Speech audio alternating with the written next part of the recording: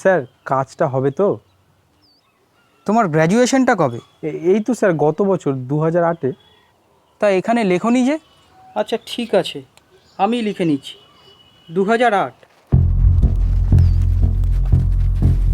2008, তাই তো? হ্যাঁ স্যার। আচ্ছা। ম্যানেজার বাবু, রামবিলাস ওর দলবল নিয়ে এইদিকেই আসছে। আপনাকে বলেছিলাম ওর সাথে ঝামেলায় জড়াবেন না, আপনি শুনলেন না আমার কথা। আচ্ছা ঠিক আছে, তুই একটু শান্ত হ, আমি দেখছি। তুই বরং কাজে যা এখন। আচ্ছা। হ্যাঁ, কেন? স্যার তাহলে কি বায়োডাটাটা আবার দিতে হবে? না, ওসব এখন দিতে হবে না, তুমি বরং আজ আসো। আচ্ছা স্যার।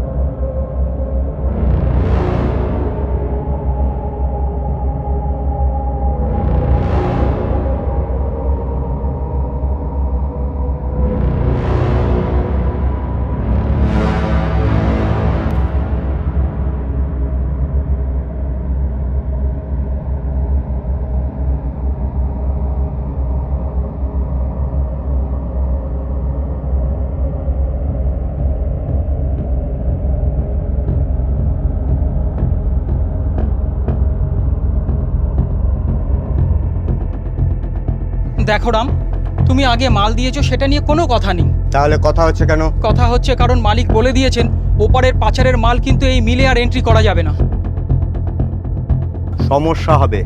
সমস্যা হয় হোক, কিন্তু মালিক বলে দিয়েছেন, আর আমিও বলছি তোমার মাল আমরা এই মিলে এন্ট্রি করতে পারবো না। সুশোভন বাবু, আপনি সোজা পথের লোক, তাই সোজাভাবে বলছি। আজকে তুই মাঠে যাবি?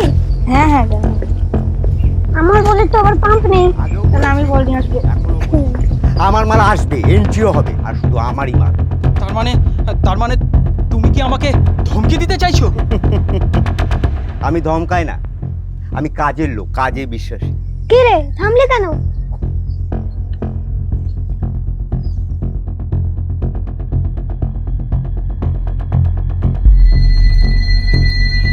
দাঁড়াও, আমি কিন্তু পুলিশকে সব জানিয়ে রেখেছি। এই একটা ফোন করলে না, পুলিশ এসে একেবারে তোমার 12টা বাজিয়ে দিয়ে যাবে।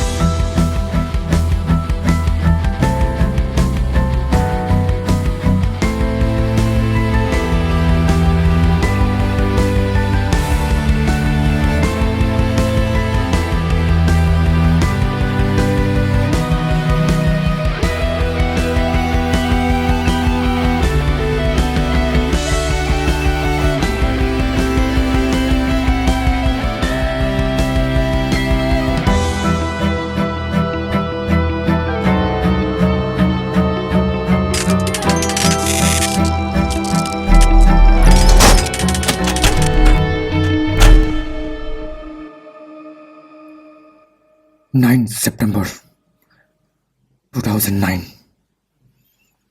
999. মনে পড়ে দিনটার কথা।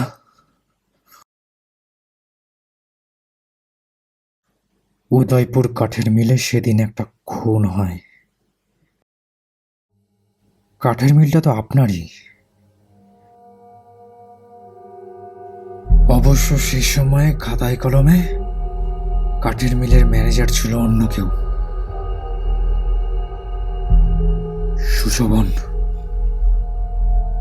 সুশোভন বোস।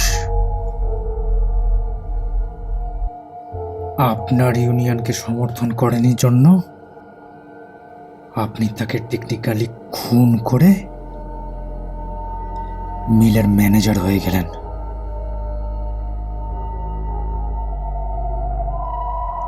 আর তারপর বর্ডারে যত কালোবাজারি ধান্দাগুলো বন্ধ হয়ে গেছিল সেগুলো আবার চালু করলেন।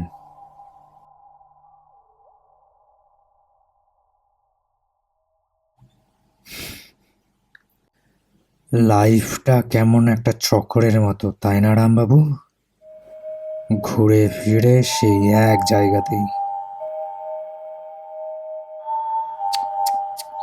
কিন্তু একটা ইনফরমেশন আপনার কাছে আনফরচুনেটলি পৌঁছয়নি। Death Shoshoban Bose was my father.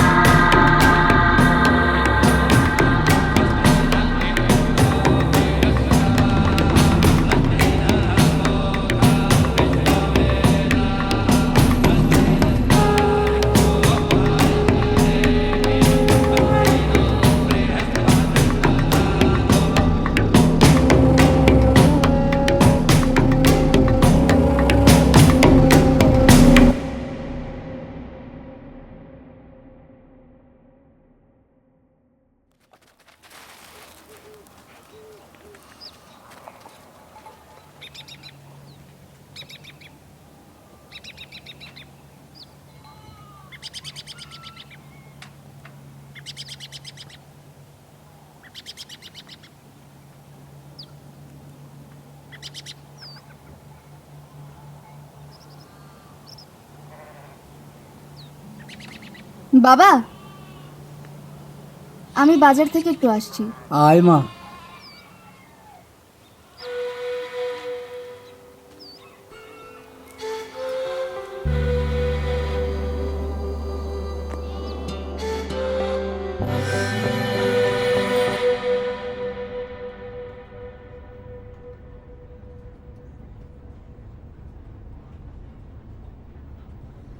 কোনো কিছু কি একবারেই শেষ হয়ে যায় শেখর? কদিন আগেই নিউজে দেখলাম হোম ডেলিভারি করা কয়েকজন মহিলাকে পুলিশ ধরেছে।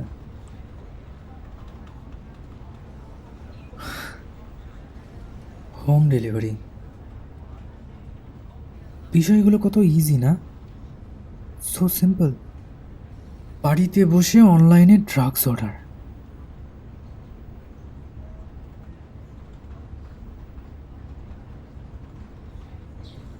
মহিলাগুলো কেউই এখানকার নয়,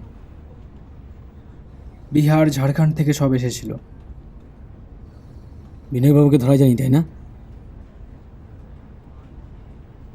পুলিশ প্রেসটাকে সিজ করেছে, এইটুকুই।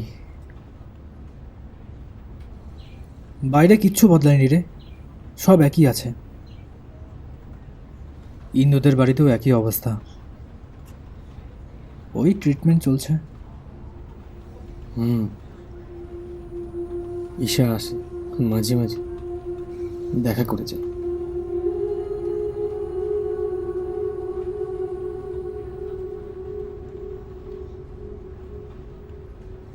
আচ্ছা রামবাবু,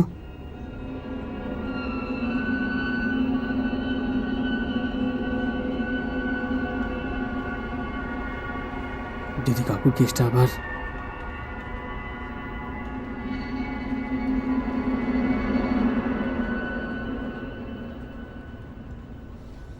অনেকগুলো কাজ করা বাকি থেকে গেল মানুষ।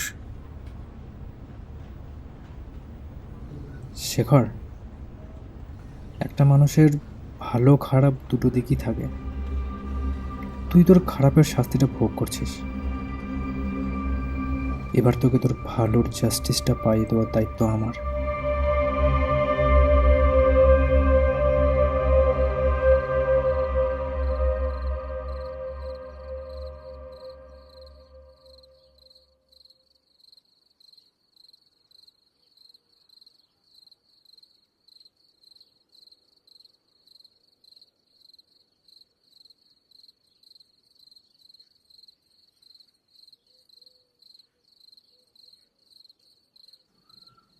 কি হলো বাবা, খাচ্ছ না কেন? একটা অনিশ্চিত জীবনযাপন করছি। কখন এসে বাড়িটা দখল নেয়। দলিলটার আজও হদিশ করতে পারলাম না।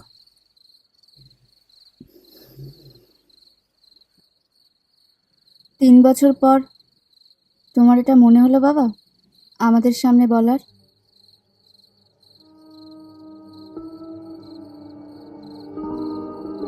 দলিলটা ঠিক জায়গায় আছে, তুমি খাও।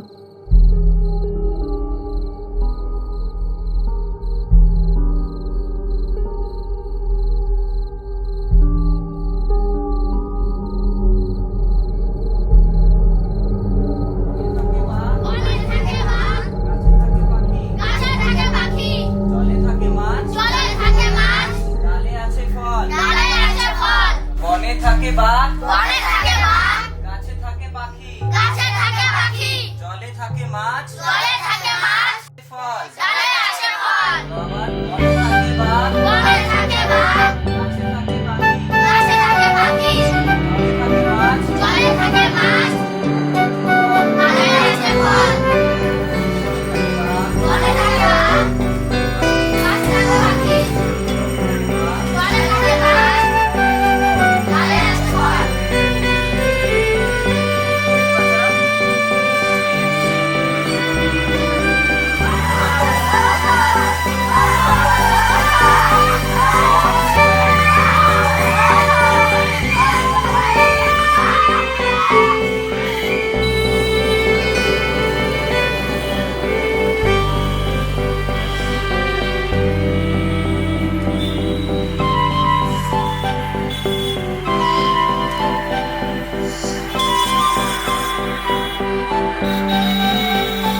কত এটা? 40 নাও।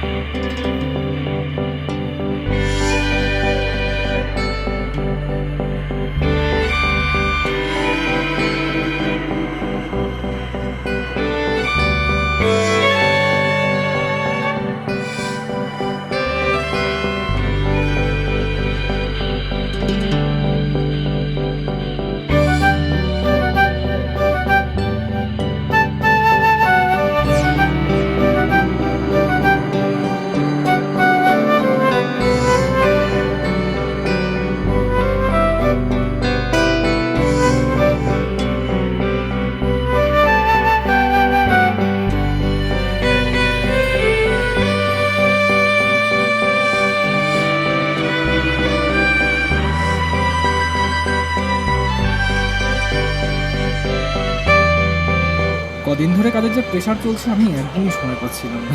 তুমি কিছু মনে করো? চুপ করো। আরে এত দেরি কেন? সরি টিউশন থেকে ফিরতে একটু দেরি হয়ে গেছে। Ishani, meet my fiancee Anushka. Miss Anushka Dutta. Hi. Hello. তাহলে মিস থেকে মিসেস কবে হচ্ছেন? সেটা আপনার বন্ধুই ভালো বলতে পারবে। Standing on one leg to get married. চলুন আমরা ওই দিকটাতে গিয়ে বসি। হ্যাঁ চলো। Thank you. হ্যাঁ আসুন। চলুন।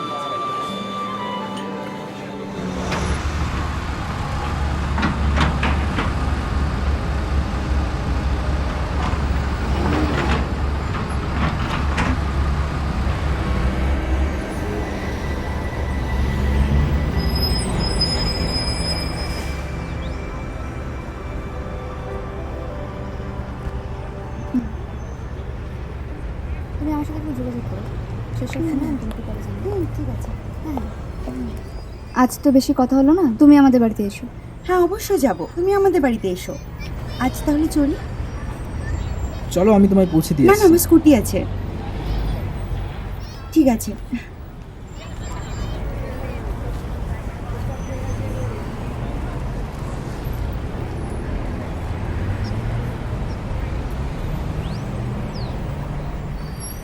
ঠিক আছে, আমি চলি আজকে। চলুন আপনাকে পৌঁছে দিই। না না, আমি যেতে পারবো। হ্যাঁ জানি, একা এসছেন, যেতেও পারবেন। দাঁড়ান, আপনার একটা জিনিস আছে আমার কাছে।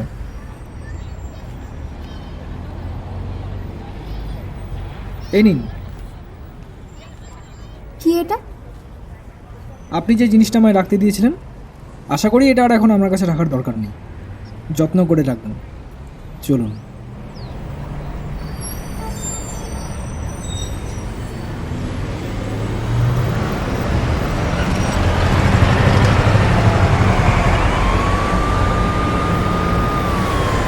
কিষানি, এই কেসটার সাথে আমার একটা পার্সোনাল ইন্টারেস্টও ছিল।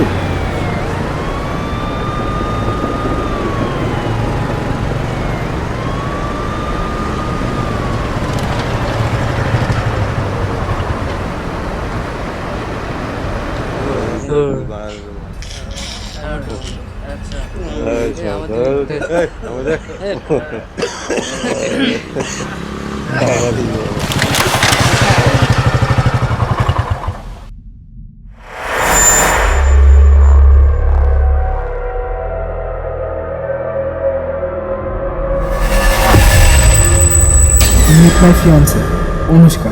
High. Hello. Miss Anushka Das. আপনি নামলেন কেন?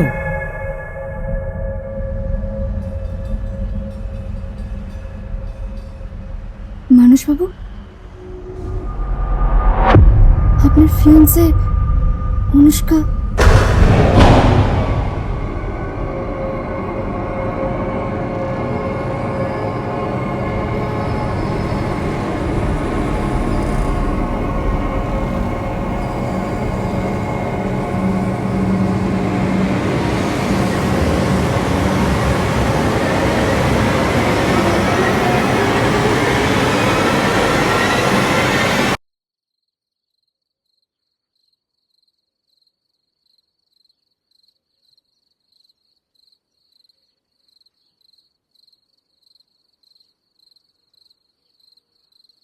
বাবা,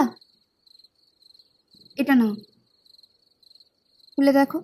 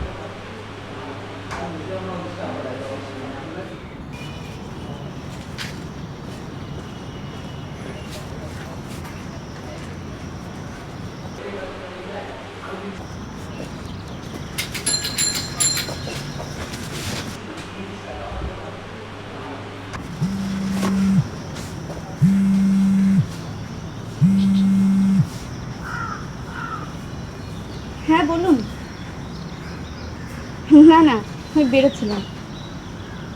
প্রাইভেট ফার্ম তো, বোঝেনি তো, একটু তাড়া আছে। বলুন না এখনই? আচ্ছা।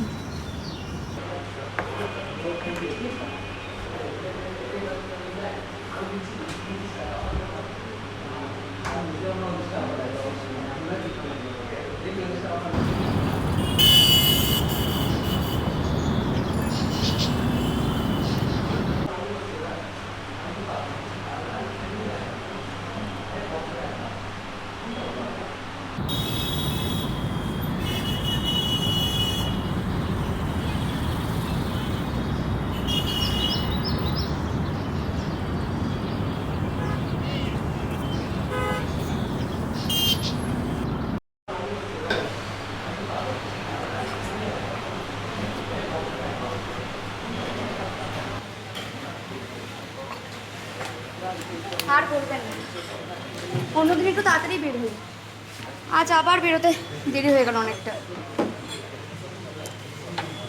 আচ্ছা, আজ আবার এখানে বসেছেন? এই আপনার জন্যই কিন্তু এই ক্যাফেগুলোতে এক দুবার আসা হয়, তাছাড়া তো। মানসবাবু, কিছু হয়েছে? আপনি কি কাল সন্ধ্যের বিষয়টা নিয়ে কোনো রকমভাবে? দেখুন, আমি বলছি জন্যই যে হবে এরকমটা তো নাও হতে পারে, তাই না? আর তাছাড়াও একই রকম দেখতে দুজন মানুষ থাকতেই পারে। আপনি কিন্তু প্লিজ আমার কথায় অনুষ্কাকে কোনো রকম। I am sorry Ishani.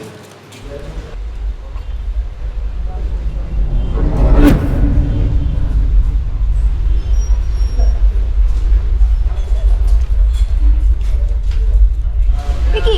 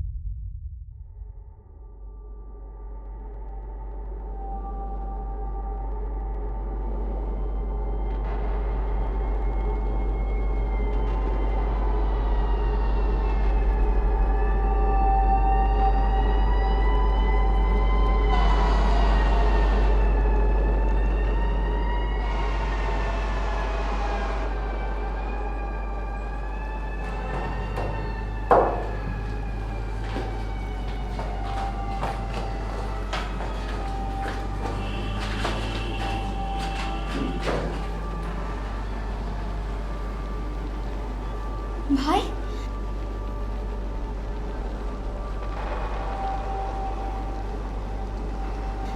তুই এখানে?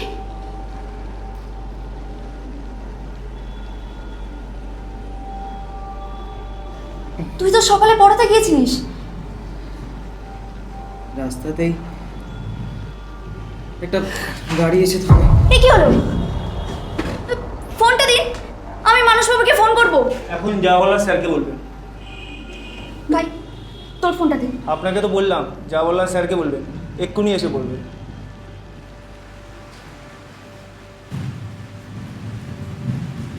স্যার,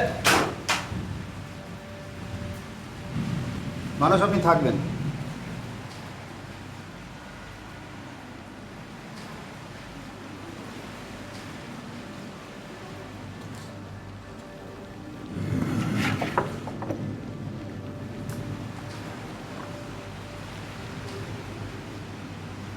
তাহলে ঈশানী রায় ও নীলোৎপল রায়,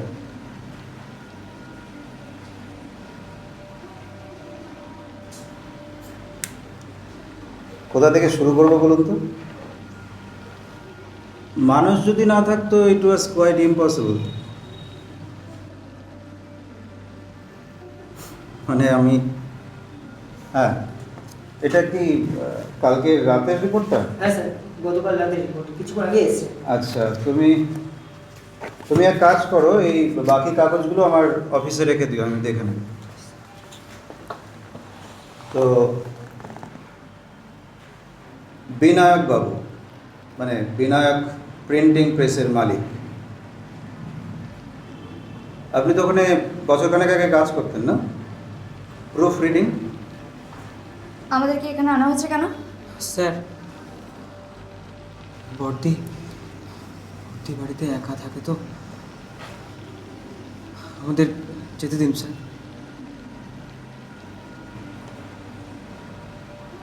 তো ঈশানী রায়, আপনি বলবেন, মানে আপনারা বলবেন নাকি আমি বলবো?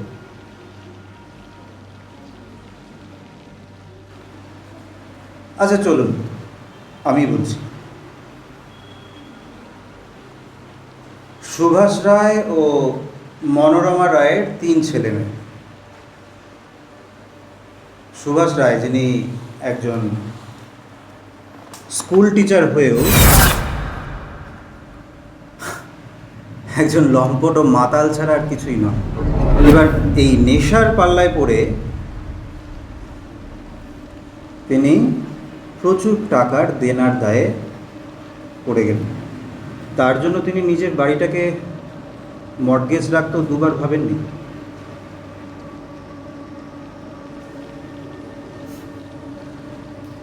কিন্তু ব্যবসায় কিছু করে ওঠার আগে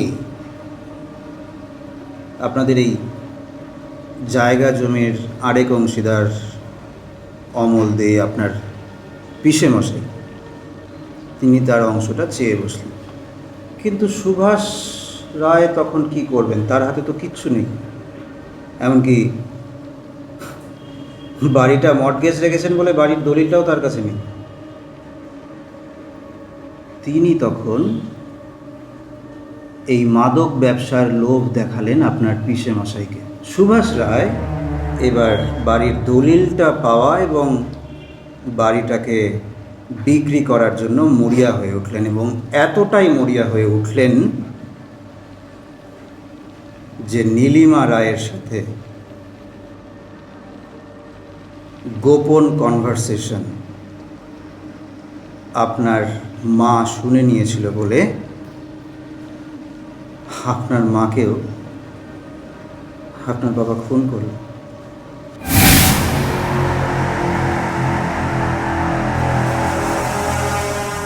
আর এই স্টেটমেন্টটা আমাকে যে দিয়েছে আপনার ভাই নীল।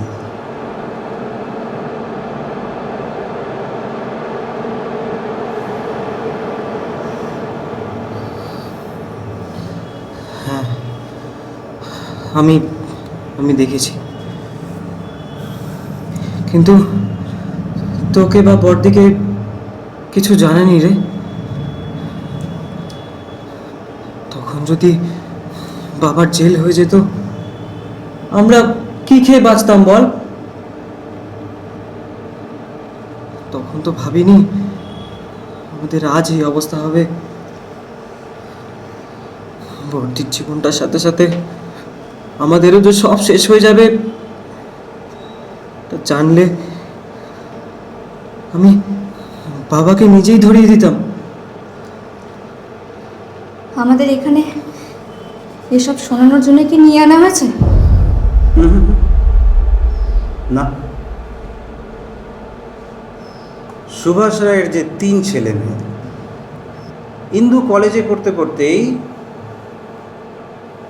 এই অঞ্চলে অমল দে ও বিনায়ক বাবুর মাদক ব্যবসার র্যাকেট, তার একেবারে নিচু তলার কর্মী শেখরের প্রেমে পড়ে ইন্দু, এবং সে নিজেও জড়িত হয়ে যায় এই অসৎ চক্রের সাথে। আপনি চুপচাপ বসুন। আপনারা এই 2 বছর যেভাবে চুপচাপ বসেছিলেন সেভাবে বসে থাকুন, ছটফট করবেন না। দিদিভাই এসবের সাথে কোনোদিনও যুক্ত ছিল না। আর মানসবাবু, আপনি কিছু বলছেন না কেন? শেখর তো আপনার বন্ধু। আইন বন্ধুত্বের উপরে মিস ঈশানী। দিদিভাই বরং শেখর তাকে এই সব কিছু থেকে বের করে আনতে চেয়েছিল, আর শেখর তো এসব থেকে বেরিয়ে এসেছিল। তাহলে সেই রাতে তার সাথে পালাতে যাবে কেন? ভালোবাসা।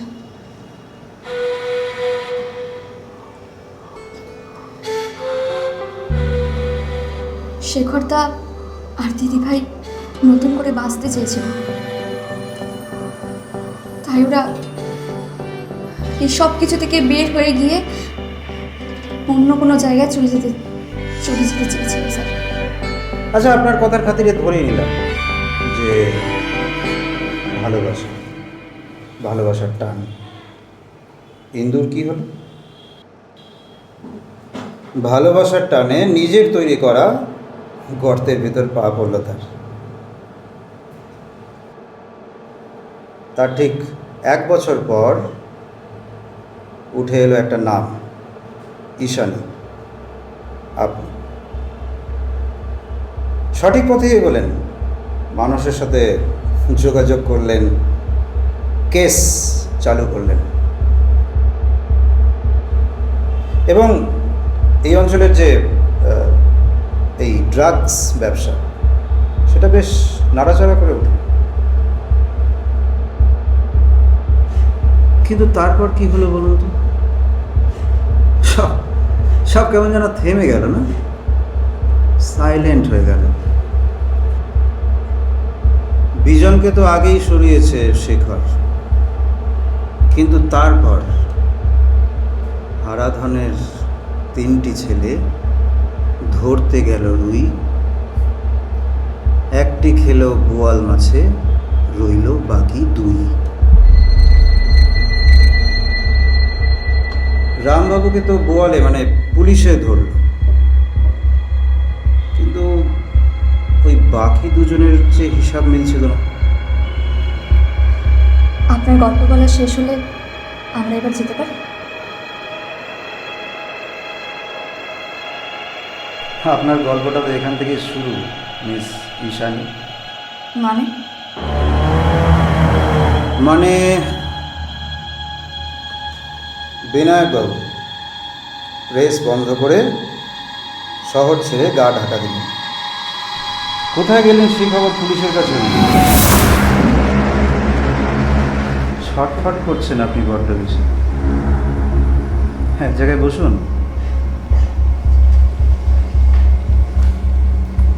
এত ছোটাছুটি করলেন এতদিন ধরে মানুষকে সাথে নিয়ে, তারপরে হুট করে থেমে গেলেন।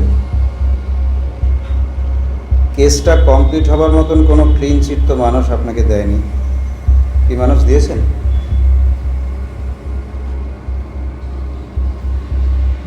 তাহলে আপনি নিজেই বন্ধ করে দিলেন। নজর রাখছিলেন তো বিনায়কবাবুর উপরে?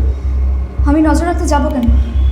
আর লুকোবেন না মিস ঈশানী। আমি কিচ্ছু লুকোচ্ছি না, আপনি আবার অযথা প্রশ্ন করছেন। আপনার সব কর্মকাণ্ড মানে আপনাদের 2 জনের আমাদের কাছে সব পরিষ্কার। আপনারা রোজ রাতের বেলায় বিনায়কবাবুর বাড়ির আশপাশ দিয়ে টহল দিন।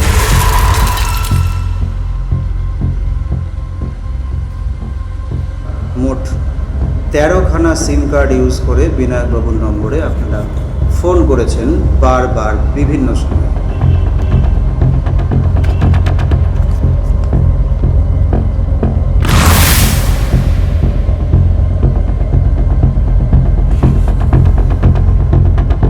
আপনাদের সব কল রেকর্ডস আমাদের কাছে আছে।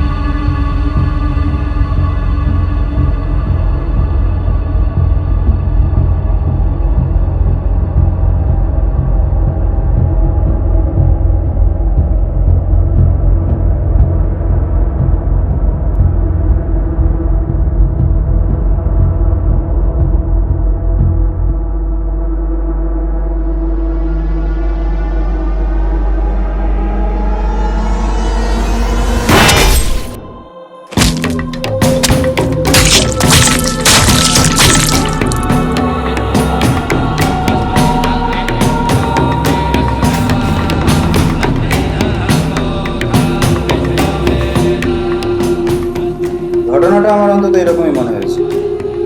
মানে মানুষের সাথে কথা বলার পর, যাবতীয় ইনফরমেশন পাওয়ার পর সেগুলোকে সাজিয়ে এরকমই মনে হচ্ছে। কিছু ভুল হলে বলবেন।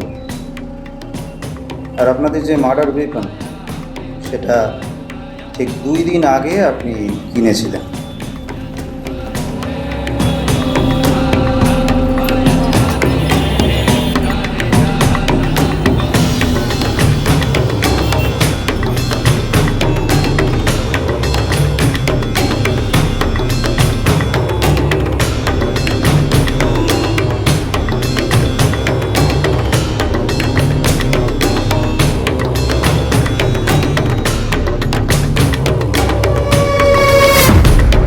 ওনাকে মেরে আপনারা টানতে টানতে নিয়ে গেলেন পাশের একটা ইটের ভাটা।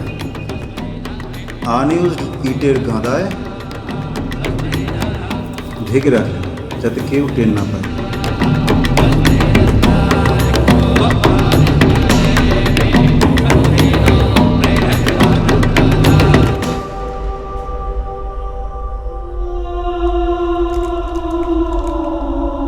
ওটা তো পরে কিনেছেন।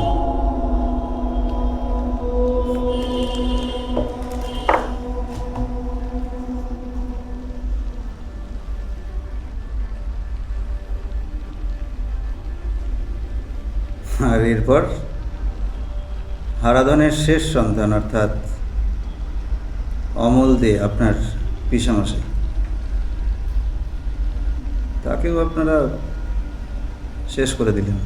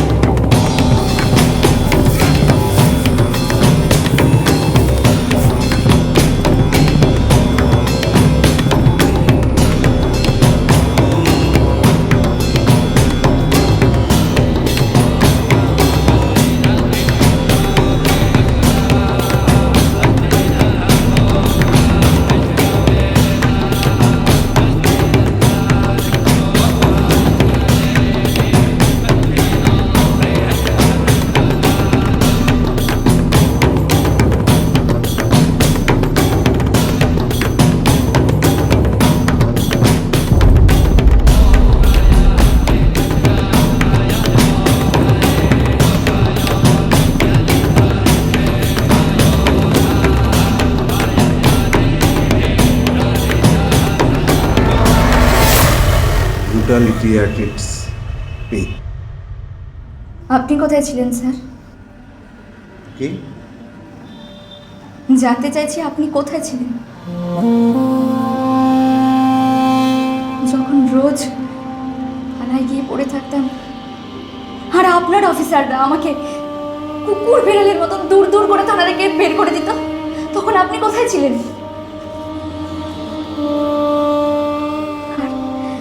আর কি বললেন? ব্রুটালিটি? আমার দিদিভাইকে ওরা রেপ করে মাথার ঠিক এইখানে আঘাত করে। মোট 8খানা সেলাই পড়েছিল স্যার, 8খানা। সত্যি তো, ওর জীবনটাই তো শেষ হয়ে গেল স্যার। আমি যখন রোজ রাতের বেলা ওর চুল বেঁধে দিতে যাই না, ওর মাথার পেছনে এই আঘাতটা দেখে আমার বুকটার মধ্যে হু হু করে স্যার। কিন্তু আমি কিচ্ছু করতে পারি না।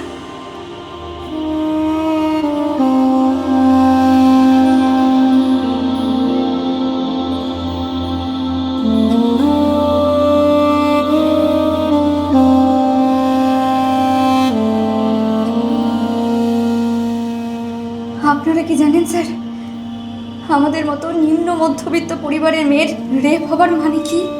This matter is in our investigation. কি এখনো বলবেন ইনভেস্টিগেশন?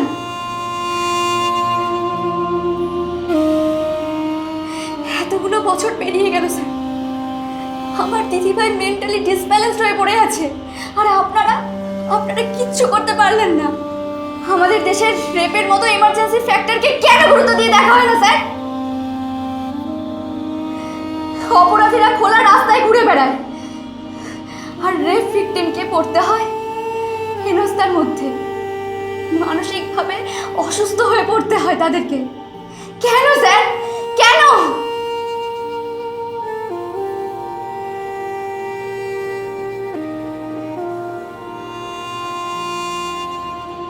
আর তাই আপনি আইন নিজের হাতে তুলে নিলেন? বিশ্বাস উঠে গেলে তো তাই করতে হয় স্যার। বিনীতা থেকে খুন হতে হয়েছিল আমার জন্য, আর মানসবাবু কিচ্ছু করতে পারলেন না। বিনায়কের মতন ভদ্রবেশী রাক্ষসেরা ঘুরে বেড়ায়, ওদের তো একটা শাস্তি দরকার। তাই আমি ভাইয়ের সাথেই কথা বললাম। ভাই ছাড়া আমার আর সঙ্গ কে দিত বলুন? আমাদের মতো নিম্ন মধ্যবিত্ত পরিবারের মেয়েরা পাশের বাড়ির লোককে দেখেও ভয় পায়। হ্যাঁ স্যার, আমরা ভয় পাই, আমাদের ভয় পেতে হয়। আর আপনারা এই বিনায়ক বাবুর মতন লোকের জন্য এত প্রশ্ন করছেন আমাদেরকে, এত পিন পয়েন্টেড খোঁজ রেখেছেন আমাদের চলাফেরার। তার শিকিভাগও যদি আমার দিদিভাইয়ের সাথে হওয়া অত্যাচারের খোঁজ রাখতেন, কিন্তু এই অপরাধটার খোঁজ রাখেননি। তাই আমাদেরকেই ভাবতে হলো এটা। আপনার চেনা মানুষটা যখন আপনার চূড়ান্ত ক্ষতিটা করবে, তখন আপনি কি করবেন স্যার? দিদিভাইকে রেপ করেছিল ওই রাতে ওরা, সেখানে পিসে মশাই মিটিং করছিল। দিদিভাইয়ের সাথে হওয়া অত্যাচারের পরেও তার কোনো পরিবর্তন হয়নি।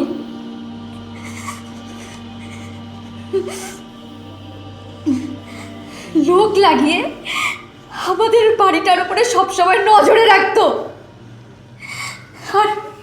আর এই আপনারা খোঁজ রাখেননি।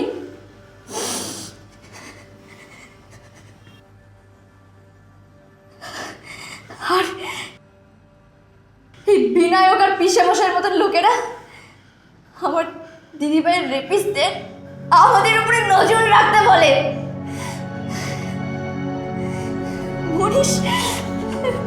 মনীষ আমাকে ভালোবাসার কথা বলতো, যে কিনা আমার দিদিভাইকে রেপ করেছিল।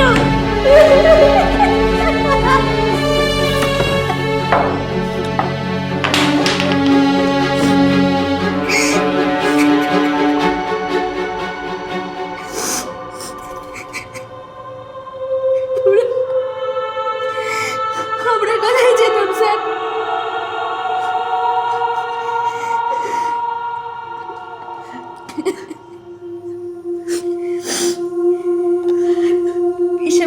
কাজটা করেছে সেটার কোনো ক্ষমা করা আমাদের পক্ষে সম্ভব ছিল না, তাই আমাদেরকে শেষ পর্যন্ত এই কাজটা করতে হলো। আর এই পিসে মশাইয়ের জন্যই কিন্তু আমার পিসে সুইসাইড করতে বাধ্য হয়েছিল।